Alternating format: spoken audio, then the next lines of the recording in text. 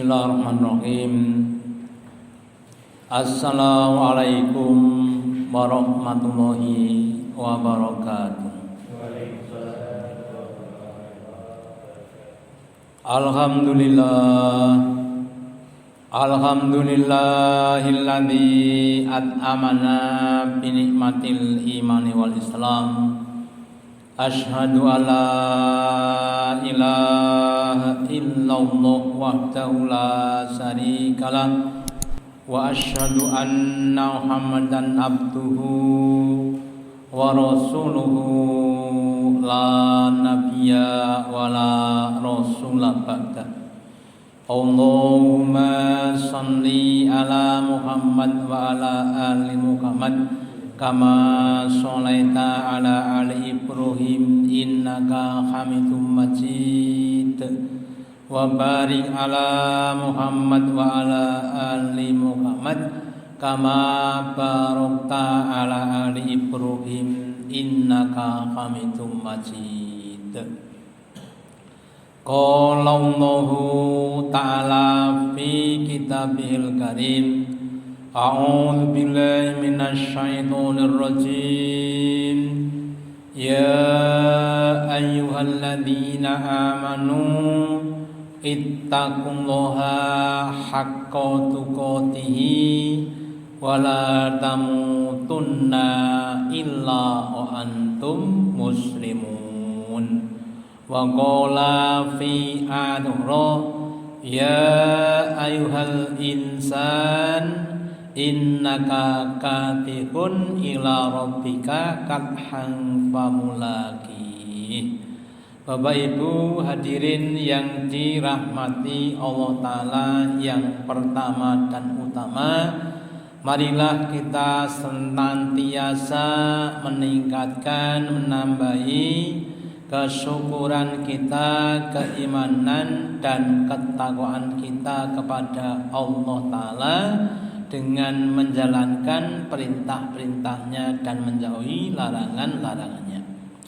Juga pentingnya kita bersungguh-sungguh bermujahadah dalam merangkap takwa kepada Allah Ta'ala tadi, karena memang kita adalah orang yang bekerja keras.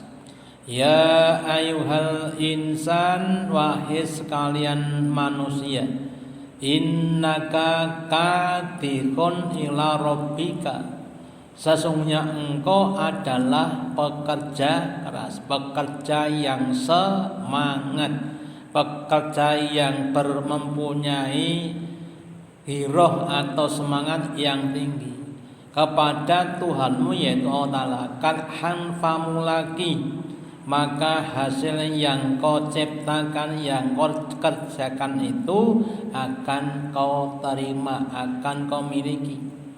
Kalau kalian mau dan mampu bekerja dengan keras sehingga mendapatkan hasil yang banyak, maka kalian yang akan mendapatkan gaji upah yang banyak. Sebaliknya, kalau kita maaf saja tidak bersemangat, cuma bahasa no egla-egli ya, utawi sak mampuni, maka ya hasilnya tidak akan banyak. Maka sekali lagi monggo, pentingnya kita sadar bahwa kita adalah pekerja keras, dan semoga Allah Ta'ala memberikan kekuatan, petunjuk, keistiqomahan, keikhlasan kepada kita untuk beramal kebaikan sampai akhir hayat. Amin.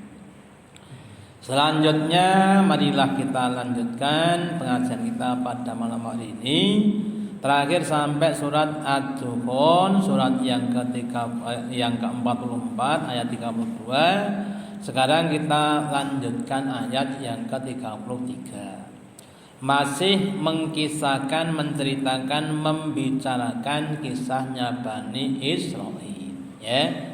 Pada ayat yang ke-33 Allah berfirman atau menjelaskan, wa atainahum, dan sungguh kalau telah memberikan kepada mereka. Mereka siapa? Mereka yaitu umatnya Nabi Musa. Minal ayati, dari berbagai macam ayat-ayat, tanda-tanda kekuasaan Allah, baik yang berupa ayat-ayat qauliyah yang diucapkan lewat lisannya Nabi Musa atau lewat Taurat, maupun ayat-ayat kauniyah, ayat-ayat yang berupa kejadian-kejadian, kenikmatan-kenikmatan. Tetapi balaon mubin, amafihi, apa-apa yang di dalam ayat tadi ada balaon, bala bimakna ujian, bimakna imtihan, mubinun yang jelas, yang nyata. Jadi kenikmatan-kenikmatan yang diberikan Allah Ta'ala sebagai tanda-tanda keagungannya. Di sebagian tafsir dijelaskan bahwa sebagian apa-apa yang telah diberikan Allah Ta'ala yang berupa ayat tadi adalah apa yang telah diberikan kepada Nabi Musa dan karomah-karomahnya. Apa contohnya? Contohnya adalah mulai dari mereka dibebaskan, diselamatkan dari Fir'aun. Bagaimana Allah menyelamatkan mereka dari kekejaman Fir'aun. Yang Fir'aun itu mempunyai pasukan yang kokoh, yang kuat, yang banyak. Secara dohir Fir'aun pasti menang dibanding dengan Nabi Musa. Tapi karena pertolongan Allah, Fir'aun dan bala tentara itu kemudian ditenggelamkan di Laut Merah. Mereka menyaksikan itu. Itu yang pertama. Yang kedua, kemudian Allah menaung-naungi mereka. Setelah keluar dari Mesir, kemudian mereka berjalan jauh, Kemudian dalam perjalanan tadi yang namanya padang pasir itu kira-kira panas enggak, Pak? Sangat-sangat panas. Tetapi Allah Ta'ala menaungi mereka dengan mendung, dengan mega, sehingga mereka tidak terasa panas. Itu tidak cuma 1 kilo, 2 kilo, berkilo, beratus kilo seperti itu. Terus ketika mereka lapar, Allah Ta'ala kasihkan makanan yang turun dari langit, yang namanya mana, salwa dan mana. Makanan yang terbaik adalah daging burung yang empuk, namanya salwa, atau mana, minuman yang seperti madu, kurang apa naik. Itu diberikan Allah kepada mereka. Demikian juga kemudian mereka ketika kehausan, terus kemudian Allah Ta'ala perintahkan kepada Nabi Musa untuk memukul batu, kemudian memancar 12 mata air sesuai dengan golongan-golongan mereka. Tetapi dengan nyata merupakan suatu bala, suatu ujian. La in syakartum la azidannakum wa la in kaul inna adzabi lasadid. Sungguh wahai manusia, jika kamu mau bersyukur atas nikmat-nikmatku, maka Allah akan menolong, menambah nikmat kepada kamu. Tetapi wala in kafartum, jika kamu kufur kepada nikmatku, nikmatnya kok mung sithik yo ngene. Orang lain juga begitu, sudah dikasih makanan mana dan salwa rasa kangelan, tinggal ngambil makan. Terus ada ujian apa? Mereka merasa jemu. Seperti kita saat ini, ngapunten, kemarin dapat daging sapi berapa, daging kambing berapa, terus ditengkleng, dibakso, di macam-macam. Hari ketiga, wah, wis dino mung pada rakyat telung dino. Itu namanya suatu apa? Ujian. Akhirnya mereka minta sayur-sayuran dan sebagainya. Lah kemudian kisahnya adalah untuk kita ambil apa? Iktibar, pelajaran. Termasuk kita. Wahai bapak-bapak, ibu, termasuk saya kita tuh sudah diberi nikmat Allah dengan nikmat yang banyak, nikmat harta benda, keluarga, kesehatan dan sebagainya. Itu adalah pemberian Allah kepada kita, dan itu sekaligus sebagai apa? Ujian. Apakah kita termasuk orang yang syukur atau orang yang kufur? Kalau ngapun kemudian seperti Bani Israil sudah diberikan kemudian kufur, maka akan dicabut nikmatnya, diganti dengan apa? Kesengsaraan, musibah dan sebagainya. Termasuk pada kita ini, pada pribadi kita ini, termasuk saya dan penjenengan tadi. Ya. Makanya monggo kita semuanya berusaha untuk memahami bahwa di balik nikmat-nikmat itu ada ujian. Banyak orang yang sadar mengetahui ujian-ujian dalam bentuk musibah. Wah, saya sakit sedang diuji Allah Ta'ala. Ya. Sedina dodora payu sedang diuji Allah Ta'ala. Nandur pari cukule genjer sedang diuji Allah Ta'ala. Ya. Tetapi tidak banyak orang yang tahu bahwa kenikmatan itu ujian. Ya. Ada yang mengatakan bahwa ketika diberi rezeki yang banyak, Rabbi akramani, oh Allah telah memuliakan pada saya. Loh, padahal di balik nikmat itu sekali lagi ada ujian. Kita harus waspada di balik nikmat tadi. Maka di surat Al-Anbiya, surat yang ke-21, ayat yang ke-35, Allah menjelaskan bahwa ujian itu ada dua. Ujian dengan maaf saja yang tidak menyenangkan, musibah-musibah, dan ujian yang menyenangkan berupa nikmat. Ya Allah berfirman, kullu nafsin dha'iqatul maut. Setiap jiwa, setiap orang itu akan merasakan kematian kalau sudah sampai pada waktunya. Walam wanakum, sebelum mati. Allah katakan, dan sungguh benar-benar kamu akan menguji kamu wahai manusia,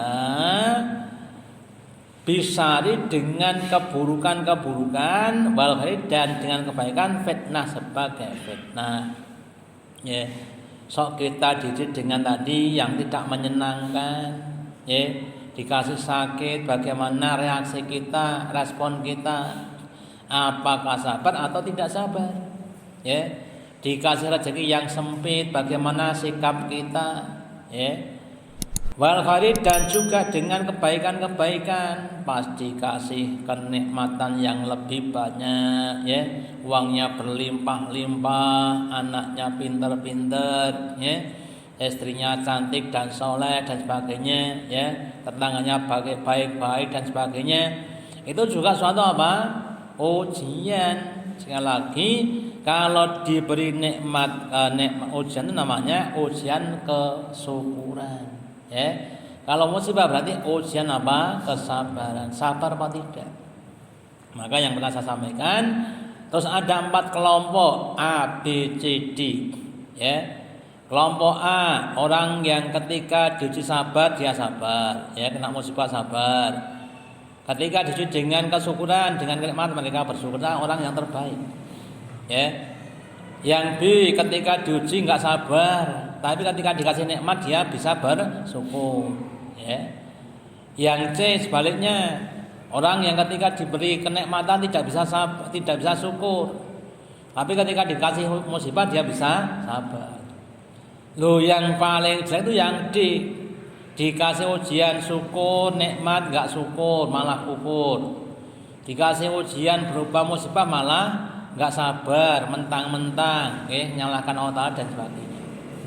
Lah, kita kalau bisa seperti tipenya si A, diberi ujian apapun harus berhasil, ya. Diberi ujian kenikmatan monggo dipun syukuri, la in sakatum wala anfa lazidanakum. Ketika kita diberi ujian ke musibah, kita harus sabar dan sebagainya. Ya. Nah, terus kemudian kita contohkan ada beberapa contoh ataupun yang pertama dulu tip menghadapi ujian keburukan. Ya. Kalau keburukan itu nanti bagaimana tip kita supaya ketika kita termasuk orang-orang yang berhasil. Maka Allah katakan di surat Al-Baqarah surat yang kedua ayat 155 sampai 157. Wa taqum minkum walanabluwanakum, dan sungguh kami akan menguji kepada kamu bisain dengan sesuatu perkara atau suatu peristiwa. Apa itu? Min khaufin, yang pertama dari ketakutan. Ya. Diuji dengan adanya rasa takut kepada musuh, kepada yang lainnya, ditakut-takuti. Wal ju'i, yang kedua diuji dengan kelaparan, ya. Dia tidak mampu untuk memenuhi kebutuhannya. Wa naqsi minal amwal, dan yang ketiga adalah ujian berupa apa? Berkurangnya harta, kecolongan, kebakaran atau yang lainnya. Wal angkus, dan berkurangnya jiwa. Ada yang sebagian meninggal, sebagian yang sakit. Bapaknya meninggal, ibunya sakit, istrinya sakit, anaknya sakit. Itu kan satu ujian. Kemudian wasamarot, dan berkurangnya buah-buahan, dimana hasil panen, ya, nandur pari, kemudian dimakan wereng, makan tikus, ya, atau yang lainnya. Kemudian wasbari sabirin, dan berilah kabar gembira kepada orang-orang yang sabar. Sabar ketika ada musibah. Lah orang yang sabar itu yang bagaimana? Alladzina idza asabahum musibah. Orang yang sabar itu adalah orang yang ketika dikenai musibah, kalau mereka menyatakan, meyakini, oh innalillahi. Hakikatnya jangankan kok harta saya sendiri adalah miliknya Allah. Innalillahi wa inna ilaihi rajiun, dan sesungguhnya kami itu kepada akan dikembalikan. Bab harta benda itu bukan pokok, yang pokok adalah kita takwa kepada Allah. Kenapa? Karena kita akan dikembalikan kepada Allah Ta'ala. Gitu? Nah, kemudian ketika mereka sudah menyatakan seperti itu, berarti mereka adalah orang-orang yang berhasil dalam menghadapi ujian. Mereka legowo mau menerima qada dan qadarnya Allah Ta'ala, ya. Maka kemudian mereka mendapatkan ucapan selamat. Ulaika alaihim salatum mir rabbihim. Maka orang-orang yang mampu istirja tadi, mengembalikan semuanya kepada Allah, ya. Mereka tidak sedih, tidak susah, tidak gersulo atas musibah yang menimpa, maka kemudian diberi ucapan selamat dari Allah Ta'ala. Kemudian warahmah ditambah dengan adanya belas kasih, ya. Walakumul muhtadun, dan mereka itulah orang-orang yang mendapat petunjuk ketika mendapat musibah. Itu adalah apa? Kita sabar. Contoh Pak, ya, ada dua orang lah, A dan B. Ya. Si A dan si B itu sama-sama kena musibah. Si A sakit, si B sakit. Ketika ditanya, gimana rasanya? Allah, enggak apa-apa nih. Cuma ujian dari Allah Ta'ala. Minta doanya semuanya saya sabar. Ya. Si B ditanya gimana? Wah, Jan, Allah tuh bagaimana toh? Saya tuh sudah sholat mempeng kok juga musibah, jadi kok bisa kepilah. Berarti si B tadi tidak apa? Sabar. Nah, terus bagaimana dengan kita? Lah, semoga kita seperti si A, jangan si B, gitu, ya. Lah kalau seperti si A berarti dia mendapatkan petunjuk, ya. Kalau seperti si B berarti belum mendapatkan petunjuk. Ya. Ngadepi musibah itu tidak semua orang bisa sabar. Hanya orang-orang yang diberi petunjuk Allah itu yang dapat sabar. Ya, makanya monggo pentingnya juga kita selalu mendoa kepada Allah Ta'ala supaya kita mendapatkan petunjuk terus. Ya, ihdinas siratal mustaqim. Gitu.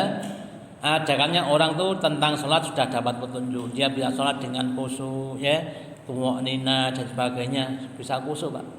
Tapi ketika pada pada yang lainnya, pada harta, mereka belum mendapat petunjuk. Gitu. Infak 1.000 rupiah, cemplone kotak dijutut meneh. Berarti kan dia belum dapat petunjuk di bab masalah infak. Nah, demikian juga dengan kita, termasuk saya. Monggo hal yang mana yang kita belum dapat petunjuk, kita harus apa? Mendoa kepada Allah Ta'ala diberi petunjuk. Ya, mungkin kita belum bisa sabar, ya. Kita minta kepada Allah Ta'ala untuk diberi apa? Kesabaran. Kemudian contoh orang yang berhasil dalam ujian kebaikan, ya. Allah mencontohkan kepada kita orang yang dia berhasil ketika diuji dengan kenikmatan, dia mampu bersyukur dan waspada, ya. Di surat An-Naml surat yang ke-27 ayat yang ke-40 Allah mengkisahkan Nabi Sulaiman. Ketika Nabi Sulaiman mengumpulkan hulu balangnya dari kalangan manusia, jin, binatang dan sebagainya.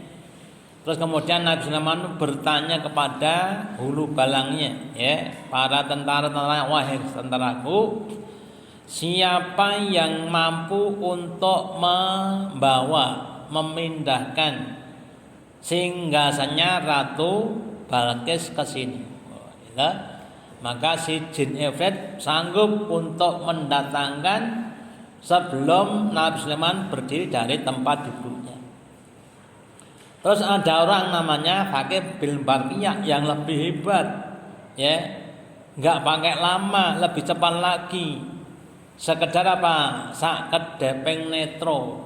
Ya, sebagian mengatakan Bapak Ibu, ya, ketika memindahkan singgasana dari Ratu Balqis itu di sekitar negara Irak, Pak, ke negaranya Sulaiman di sekitar Palestina, ya. Jadi jaraknya kurang lebih 500 km.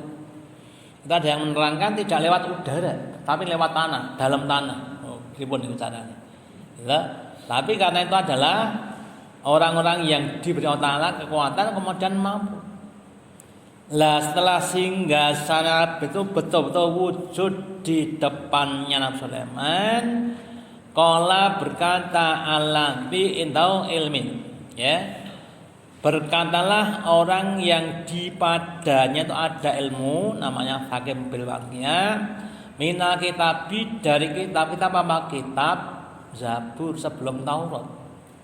Jadi dia belajar Zabur, kemudian dia mempunyai amalan yang kalau amal itu diamalkan maka Allah akan memberikan apa yang dia minta. Ya. Lah pelajaran yang kita dapat juga Bapak Ibu, Taurat Zabur itu dengan Quran hebat Quran. Ya. Cuma kita belum bisa mengamalkan Quran. Maka kadang-kadang kita ndonga itu enggak kabul-kabul. Ya, makanya monggo kita harus banyak-banyak memahami Quran dan mengamalkannya. Terus kemudian ana atika bi qabla an yatadaila katarfuka. Wahai Sulaiman, saya mampu untuk membawa singgasana Ratu Balqis dalam waktu sebelum kembali kepadamu pandangan kamu, sakedeping netro. Nah kemudian setelah betul-betul wujud, ya, falamma ra'au mustaqan indahu, maka ketika Sulaiman itu betul-betul melihat singgah itu sudah ada di depannya, qala, kemudian Sulaiman berkata, oh hada min fadli Rabbi, bukan tepuk dada sombong, ya, tapi apa? Justru tawantu, oh ini adalah fadilah, karunia dari Tuhanku, bukan kehebatanku. Sehingga Bapak Ibu, kalau kita diberi ini juga begitu. Kita jadi petani yang kemudian dengan pertanian kita bisa jadi orang kaya. Hada min fadli Rabbi. Ya, kita mungkin diberi yang lainnya lagi, hada min fadli Rabbi. Terus yang kedua waspada, liyab luwani, ujian. Nikmat itu adalah untuk nguji kepadaku, askur am akur, apakah aku termasuk orang-orang yang syukur atau orang yang kufur. Oke. Yang kita cermati, askur am akur, apakah aku termasuk orang-orang yang syukur atau orang yang kufur? Nah kalau syukur bagaimana? Wa man sakaro, dan barang siapa yang syukur, pada mahli nafsi, maka kesyukuran itu akan untuk dirinya sendiri. Jadi kalau kita syukur, maka hasil kesyukuran yang berupa nikmat-nikmat yang lanjutannya tadi akan kita terima. Wa man kafara, dan bangsa yang kafir, Wa inna rabbi ghaniyun karim, maka sungguhnya Tuhan kita adalah zat yang maha kaya, enggak butuh kepada manusia, dan zat yang maha mulia. Ya. Lah dengan ayat ini sekali lagi kita diajari Allah caranya menghadapi ujian yang berupa kenikmatan. Kita harus apa? Bersyukur, dan kita harus tawadhu bahwa semua itu adalah karena apa? Karena fadilahnya Allah, bukan kehebatan kita. Buka warung laris, Pak. Mulai dari datang buka dasar sampai habis ora nek sing lungguh ngadeg terus. Oh, gitu. Nah, itu termasuk apa? Ujian. Ya. Terus difitnah, wah sana itu warungnya laris karena mempunyai ya nopo cekelan, nopo jimat, nopo dan sebagainya. Ya, kena fitnah, akhirnya kemudian enggak laku dan sebagainya, itu juga suatu apa? Ujian. Ya. Nah, demikian juga dengan kita. Nah, makanya monggo kita harus apa? Waspada dengan ujian-ujian yang diberikan kepada kita. Ya. Gaji kita naik, jualan kita semakin laris, ya itu ada semuanya apa? Ujian. Diberi nikmat-nikmat yang lain. Terus kemudian contoh orang yang gagal, yang tidak baik ketika diuji dengan kebaikan. Contohnya siapa? Contohnya Qarun. Ya. Qarun adalah orang yang hidup pada zaman Nabi Musa. Dia adalah orang yang sangat-sangat kaya, tapi kemudian mereka apa? Sombong. Ya, mengaku bahwa dia itu yang paling pintar, yang paling kreatif, sehingga hartanya banyak. Makanya di surat Al-Qasas surat yang ke-28 ayat yang ke-78 Allah berfirman, ya. Qala, maka si Qarun berkata ketika melihat hartanya yang banyak, dia kemudian menyombongkan diri. Oh, innama utituhu min ala ilmin indi.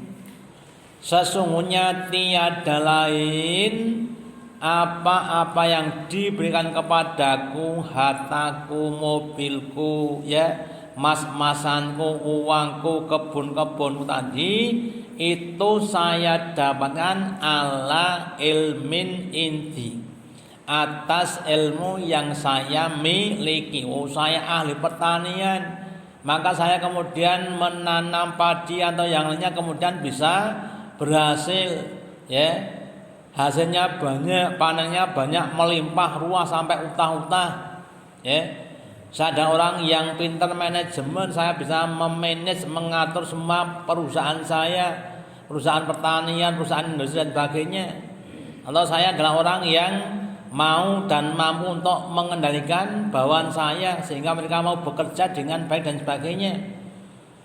Nah, itu sebenarnya adalah suatu bentuk apa? Kesombongan.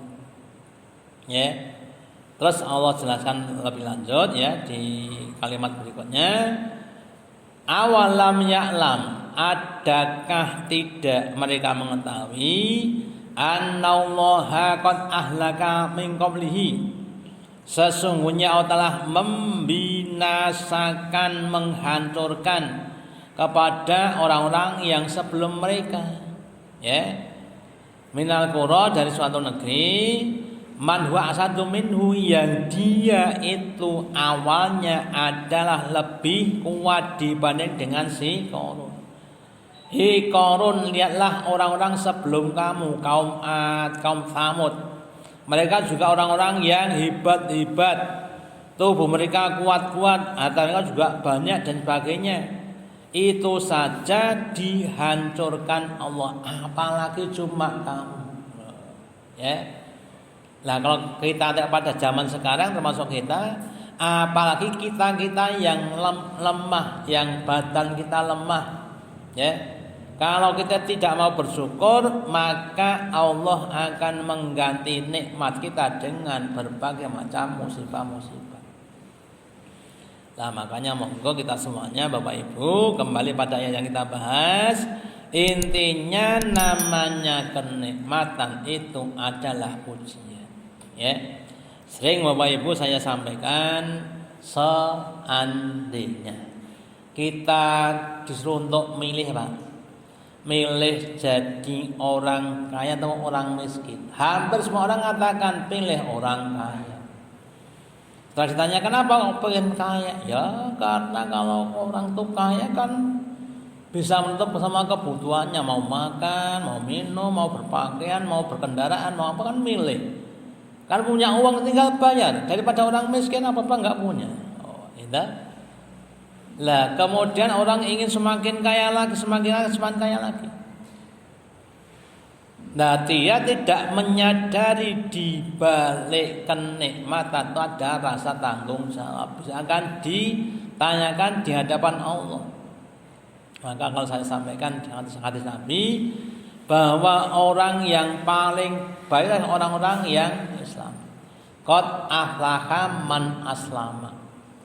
Sungguh bagi orang yang Islam yang jadi kepada Allah Ta'ala wa kana rizqu kafapan dan akhirnya adalah pas-pasan, enggak terlalu banyak ya dan juga tidak terlalu sedikit. Kita seandainya saya contohkan begini, ada 3 orang A, B, C. Masing-masing punya kebutuhan 100.000. Si A dikasih 1 juta. Si B dikasih 100.000.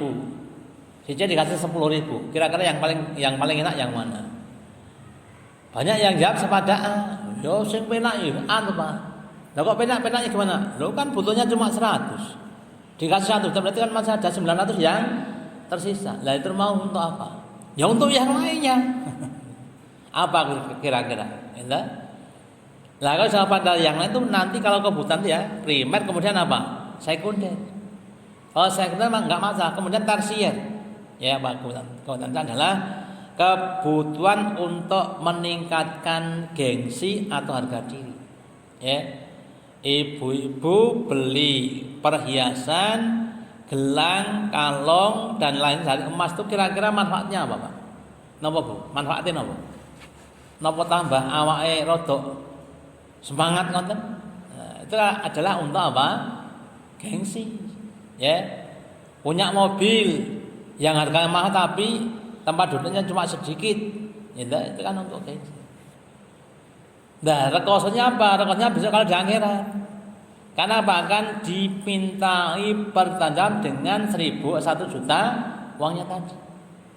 Jadi kalau si A tadi dia penak di dunia tapi rekoso di akhirat karena pertahunnya banyak.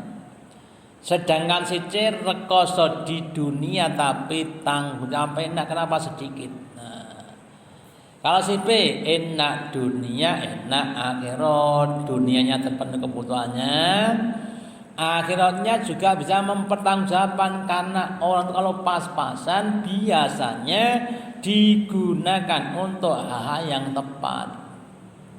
Ya, Pak, boleh jeng-jeng maan bayar sekolah piro 3 yuta yen diparingi dhuwit 3 yuta nyo gitu 3 yuta gitu.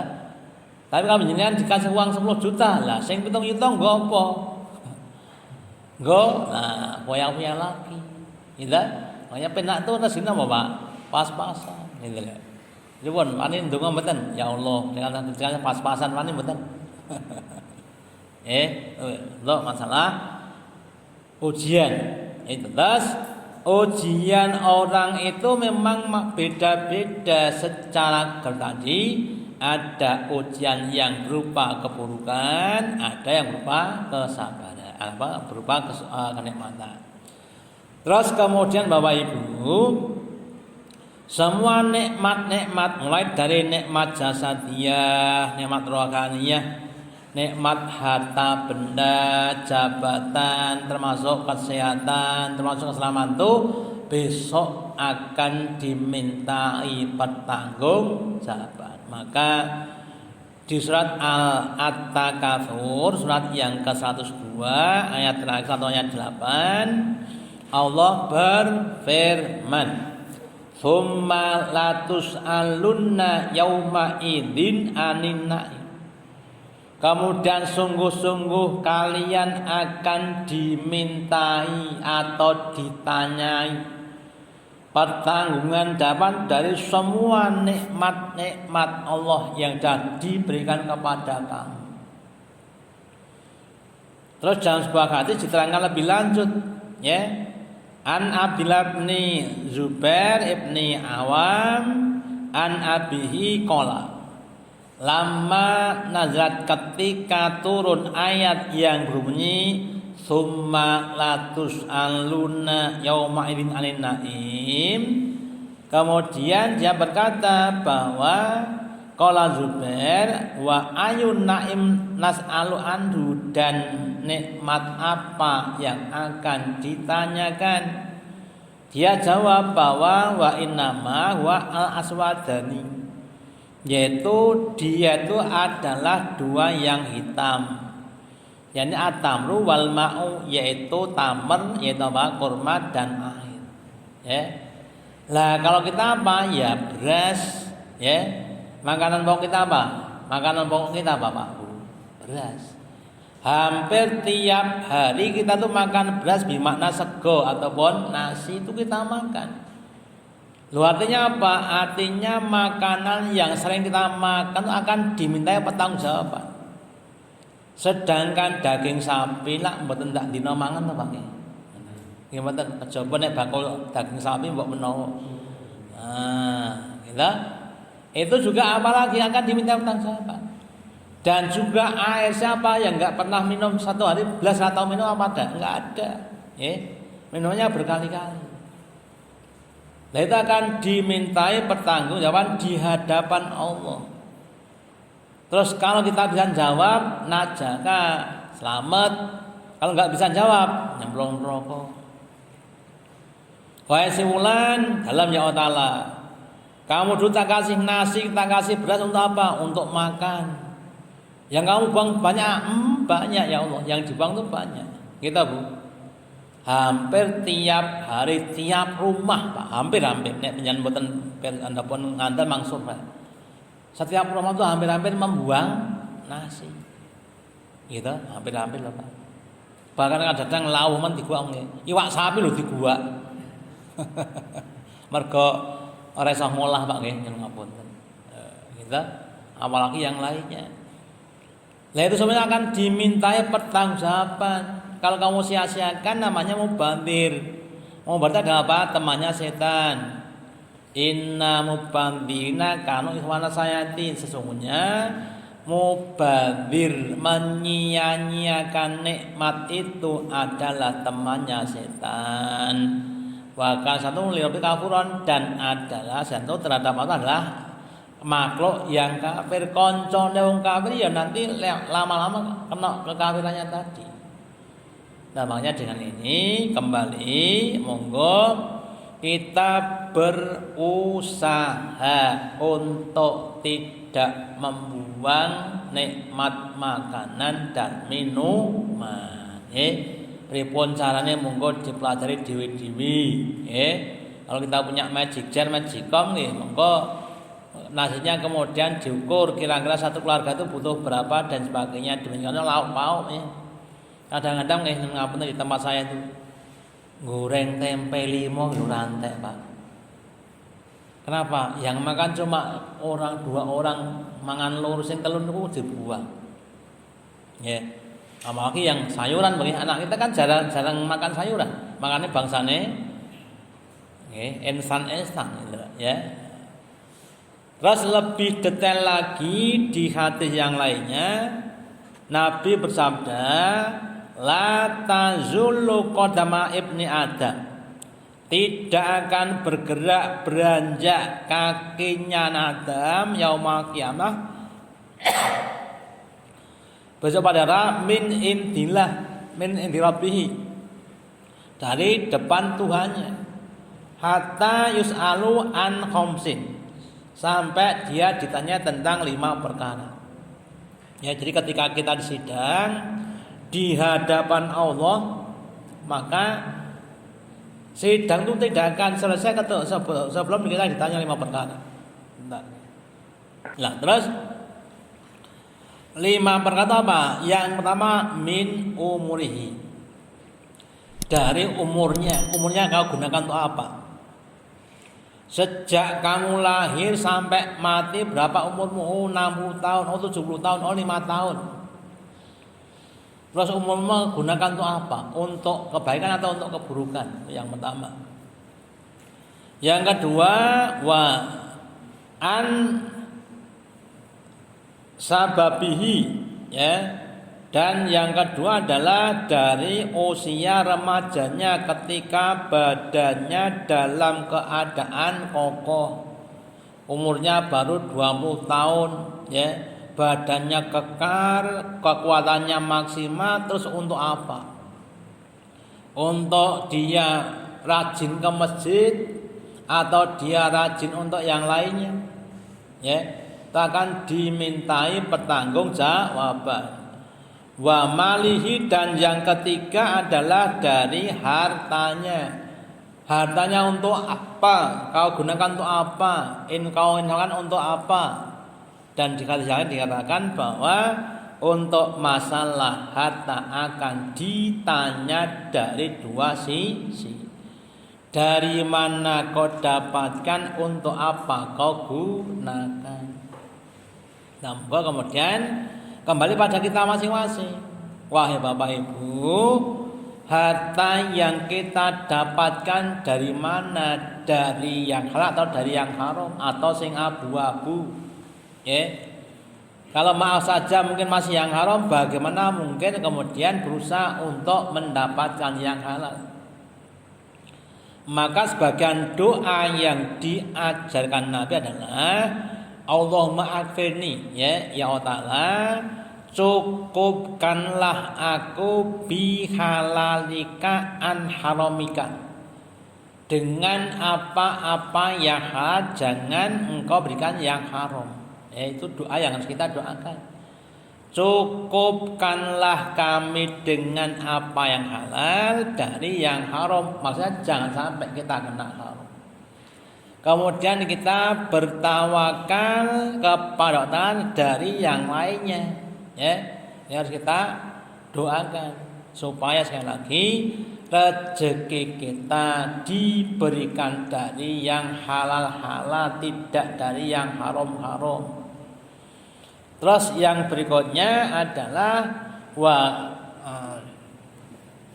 dan yang berikutnya wa madza amila fima alima. Yang kemudian yang berikutnya adalah dari ilmunya. Ilmunya kau gunakan untuk apa? Ada orang yang pintar tapi keblinger, ya. Allah katakan alam taro manit ta'ala hawahu wa adallu ala ilmin, ya. Adakah engkau melihat orang yang menjadikan hawa nafsu sebagai Tuhannya yang diperturutkan? Kemudian Allah menyesatkan mereka justru ketika mereka mempunyai ilmu. Kenapa? Karena mereka memperturutkan hawa nafsunya. Contohnya begini. Orang yang sudah banyak belajar Islam, kemudian mereka menggunakan ayat tidak pada tempatnya. Loh, Gus, kenapa enggak sholat? Loh, saya kan sudah makrifat kerasa enggak sholat apa-apa. Contohnya ini, kalau orang makan tujuannya apa? Kenyang. Lah kalau kan sudah kenyang kan enggak usah makan. Oh gitu. Iya. Jadi enggak usah sholat. Nah, loh, padahal Rasulullah itu adalah orang yang terbaik saja. Sholatnya sampai apa? Akhir hayat. Nah, jadi kepandaian itu adalah untuk mutaati, kemudian mereka mencari hal yang dia inginkan. Itu namanya ilmunya menyesatkan pada mereka karena mereka memperturutkan hawa nafsunya tadi. Ya, atau nanti yang lainnya. Kenapa enggak sholat? Karena orang sholat itu celaka. Ayatnya mana? Ayatnya fawailul lil musholin. Oh, itu. Celaka orang-orang yang ya, orang-orang dikatakan mantok-mantok, wah cocok ini. Ya yang hebat ya begini, ini cocok dengan saya. Makanya dia ratau sholat. Wah, ini berarti orang sholat orang apa-apa. Nah, lo pada Bapak Ibu yang dimaksud tadi Wa wailul musallin itu adalah salatnya orang-orang munafik. Gitu. Bagaimana sholatnya orang munafik? Wa idza qamu illa sholat qamu musalla. Sholatnya orang munafik itu kalau dia mau sholat berarti mereka merasa males. Gitu. Terus ada yang ngendini dari waktunya itu adalah bibit-bibit kemunafikan yang harus kita tinggalkan. Nah kembali tadi, jadi setiap kita akan disidang Allah dengan sendirian dan ditanyakan hal-hal yang seperti tadi. Maka kita monggo nikmat-nikmat Allah yang sudah diberikan kepada kita monggo untuk kita syukuri. Terus kemudian yang berikutnya, barang siapa yang tidak bisa bersyukur dengan nikmat yang kecil sedikit, maka dia tidak akan bisa bersyukur untuk nikmat yang banyak. Nah kemudian bagaimana? Ya sekarang kita mensyukuri dari yang kecil dulu. Nah, alhamdulillah sehari ini tadi saya mendapatkan keuntungan 5.000, alhamdulillah. Gitu. Tapi kalau dino untuk 5.000 tok, ini kan tidak syukur. Gitu. Nah kalau kita tidak syukur nanti apalagi untuk yang besar. Ya. Itu yang pertama. Yang kedua, barang siapa yang tidak bisa bersyukur kepada manusia, maka dia tidak akan bisa bersyukur kepada Allah. Makanya kemudian kita berlatih bersyukur bermakna mengucapkan terima kasih dan kalimat yang senada jazal khairan dan sebagainya kepada siapapun orangnya yang telah berjasa kepada kita. Ya. Ada tetangga kita yang dia memasak suatu masakan kemudian kita dikasih cuma 1 piring, gitu. Udah ini adalah oke, jazal khairan, ya alhamdulillah. Itu yang kecil atau yang lainnya. Ya. Jadi kita belajar untuk bersyukur kepada manusia, utamanya kepada orang-orang yang dia sudah berbuat kepada kita. Pada ibu kita, bapak-bapak kita, tetangga-tetangga kita, ya harus banyak-banyak bersyukur kepada mereka. Nanti kalau kita sudah biasa bersyukur kepada manusia, maka kita akan mudah bersyukur kepada Allah Ta'ala tadi. Ya, terus kembali kepada yang kita baca. Jadi ayat-ayat itu sangat banyak sekali ada pada kita dan yang lainnya. Makanya monggo kita berlatih ya, berpikir tafakkaru bi khalqillah. Berpikirlah kamu dengan apa yang telah diciptakan Allah. Wala ta'lu bidzatiyah, dan jangan kamu memikirkan apa atau bagaimana zatnya Allah. Rasa mbok pikir. Yang kita pikir adalah apa? Ciptaannya terutama nikmat-nikmat yang ada pada kita. Kita bangun pagi sudah diajari untuk bersyukur, dengan doa alhamdulillahilladzi ahyana ba'da ma amatana wa ilaihin nusur. Kita bangun sebagai satu kenikmatan karena ada orang yang tidur kemudian tidak bangun, bablas angini. Ya, harus bersyukur. Makan makanan, minuman harus kita bersyukur dengan alhamdulillah. Alladzi at'amana wasakona wasamina muslimin. Kita harus banyak-banyak bersyukur. Ya, lebih lebih ini saya tekan lagi. Kalau sebagian ulama memberikan satu penjelasan, sama-sama makan, minum, sama-sama bersyukur Bapak Ibu, tapi ada yang lebih hebat. Contohnya gini, ada 2 orang atau 3 orang, ya, A, B, C, sama-sama makan. Namanya apa? Makan bakso atau mie ayam. Ya, selesai 1 mangkok. Si A mengatakan alhamdulillah, gitu. Si B alhamdulillah diparingi rezeki iso warak. Ya. Saya mengatakan alhamdulillah Allah makanan kok enaknya kayak gini ya Allah, ya. Maka syukurnya tadi beda-beda. A, B itu beda-beda. Yang lebih hebat adalah yang C. Ya, karena dia merasa lebih nikmat dibanding yang lainnya. Nah, makanya monggo kita juga belajar untuk mensyukuri dengan sepenuh hati, tidak cuma di lisan tapi tetap masuk dalam hati. Alhamdulillah. Makan dengan sambal bawang kalih napa Bu? Kerupuk, tempe. Alhamdulillah.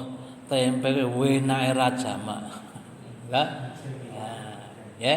Kita harus banyak-banyak bersyukur, insyaallah nanti Allah akan terima dengan penerimaan yang lebih baik dan kemudian membalas dengan berbagai macam kenikmatan yang lainnya. Ya, makanya sekali lagi dengan kita mengaji, ya, maka ilmu kita akan tambah. Kita akan banyak diingatkan. Oh, ternyata mata kita itu sebagai suatu tanda Allah ataupun Allah kepada kita, yang bisa juga akan diminta pertanggungjawaban. Ya, telinga kita, ya, contoh saja Pak, ya, contoh saja. Mandi terus bagian air masuk di telinga, terus mendengung telung dino teman. Kira-kira berapa rasanya? Telung dino mendengung gitu. Atau keliripan Bang, ya, keliripan. Nah, keliripan kemudian telung dino ora metu-metu juga ngriseni gitu. Gitu. Nah, itu kadang-kadang Allah mengingatkan dengan seperti tadi.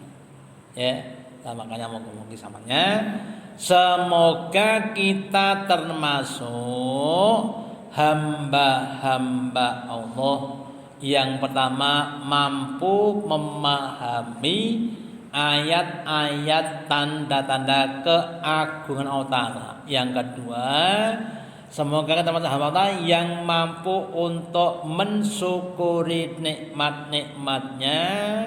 Yang ketiga, semoga dengan kesyukuran kita Allah berikan kepada kita kenikmatan, kemudahan yang lebih besar sampai akhir hayat. Amin.